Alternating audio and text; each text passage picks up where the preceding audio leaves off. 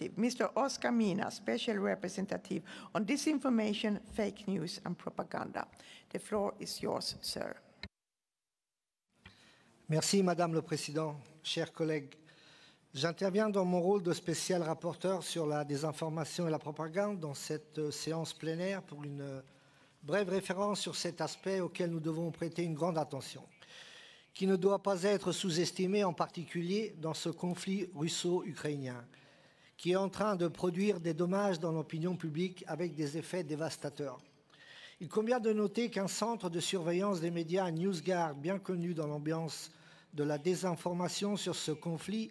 a identifié à ce jour environ 360 sites actifs dans lesquels la plupart des fausses nouvelles nient les atrocités perpétrées par la Russie en Ukraine, en diabolisant les Ukrainiens.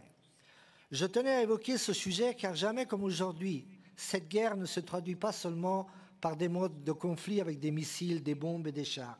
mais aussi par la propagation de fake news, de virus informatiques, etc., mais en faisant uniquement de la désinformation et de la vraie propagande de guerre. Et c'est pourquoi l'OSCE aussi doit considérer ce conflit entre la Russie et l'Ukraine non seulement comme l'évolution rapide et dramatique des événements que nous ne pouvons imaginer, mais dans laquelle il semble émerger que ce conflit commence depuis un certain temps, avec des objectifs plus subtils et concrets, à savoir celui de créer un vrai réseau d'information de nature à déstabiliser l'image du conflit dans l'opinion publique. Il y a donc une question que nous devons se poser pour savoir si vraiment ces nouvelles servent à quelqu'un ou c'est seulement un objet de manipulation.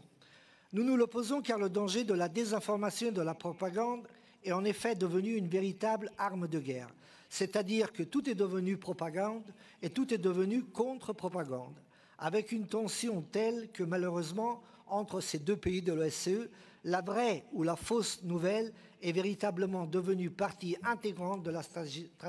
la stratégie de guerre.